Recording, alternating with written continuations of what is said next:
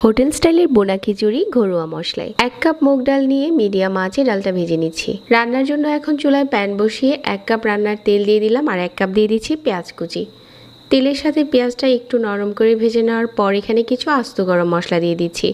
এলাচ, দারচিনি, তেজপাতা, লং, গোলমরিচ। 3 টেবিল চামচ দিয়ে দিচ্ছি আদা আর রসুন বাটা। 1 চা চামচ দিয়ে দিচ্ছি হলুদের গুঁড়া আর 1 টেবিল চামচ দিয়ে দিচ্ছি লাল মরিচের গুঁড়া। 1.5 চা চামচ দিয়ে দিলাম ধনিয়ার গুঁড়া আর 1.5 চা চামচ জিরার গুঁড়া। স্বাদ মতো লবণ। এখন এই গুঁড়া মশলাটা একটুখানি কষিয়ে নিচ্ছি। এখানে দিয়ে দিচ্ছি খাসির মাংস। মশলার সাথে নেড়েচেড়ে মিশিয়ে নিচ্ছি। মাংস থেকে যে পানিটা উঠেছে ওইটা দিয়ে আমরা কষিয়ে নেব। তো এই পর্যায়ে আমি দিয়ে দিচ্ছি আলু। মাংস আর আলু প্রায় সিদ্ধ হয়ে গেছে আর এখন দিয়ে দিচ্ছি মুগ ডাল আর এখন দিয়ে দিচ্ছি 3 কাপ চাল আর 1 টেবিল চামচ দিয়ে দিচ্ছি ঘি। পানি এখানে প্রায় 6 কাপের মতো আর ঢাকনা দিয়ে ঢেকে দিয়েছি। ঝামেলা কমিয়ে আজকে রান্নাটা শেয়ার করেছি।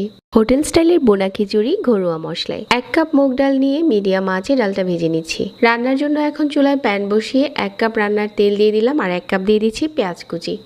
তেলের সাথে পেঁয়াজটা একটু নরম করে ভেজে নেওয়ার পর এখানে কিছু আস্ত গরম মশলা দিয়ে দিচ্ছি।